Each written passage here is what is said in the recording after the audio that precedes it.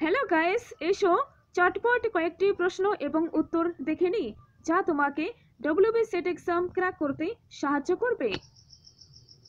ডান্ডি অভিযানের সময় বিখ্যাত গান রঘুপতি রাঘব রাজা রাম কে গেয়েছিলেন?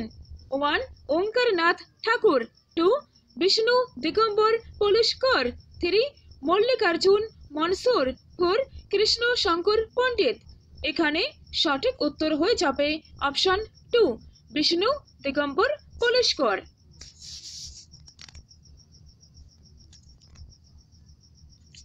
নেক্সট প্রশ্ন, নিজেকে একজন ভারতীয় জেনে তুমি গর্ববোধ করবে। গর্বের সাথে বলবে আমি একজন ভারতীয়। প্রতিটি ভারতবাসী আমার ভাই। ভারতীয়দের জন্য এই উক্তি কার? 1. মহাত্মা গান্ধী, 2. লালা লাজপত রায়, 3. সুভাষচন্দ্র বসু, 4. বিবেকানন্দ। এখানে সঠিক উত্তর হয়ে যাবে অপশন 4, বিবেকানন্দ। এরপর দেখো, মহাত্মা গান্ধীর হস্তক্ষেপের কারণে 1917 সালে আহমেদাবাদ মিলের শ্রমিকদের মজুরি বৃদ্ধি পেয়েছিল। 1. 25%, 2. 35%, 3. 45%, 4. 55%। সঠিক উত্তর হবে option 2, 35%।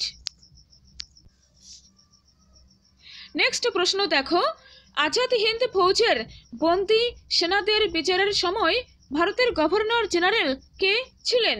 1. Lord Northbrook, 2. Lord Mountbatten, 3. Lord Wavell, 4. Lord Irwin. এখানে সঠিক উত্তর হবে অপশন 3, লর্ড ওয়াভেল। নেক্সট প্রশ্ন দেখো, পুরনো গ্যারান্টি ব্যবস্থার অধীনে রেলে বিনিয়োগকারী ব্রিটিশ কোম্পানিদের গ্যারান্টির লভ্যাংশ ধার্য ছিল? 1. 10%, 2. 8%, 3. 5%, 4. 3%। সঠিক উত্তর হয়ে যাবে অপশন 3, 5%। ওকে, এবার দেখো ভেরি ইম্পর্ট্যান্ট প্রশ্ন, ডব্লিউবি সেটের জন্য ভীষণ ইম্পর্ট্যান্ট এই প্রশ্নটি।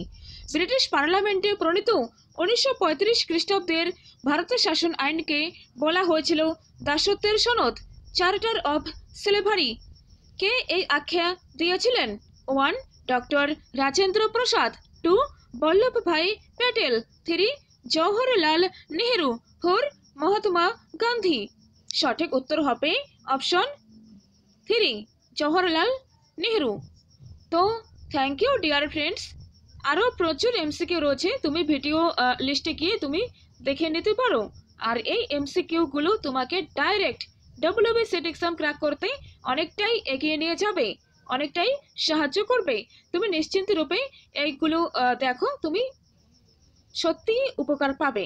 ওকে, তো thank you so much, take care, জয় হিন্দ।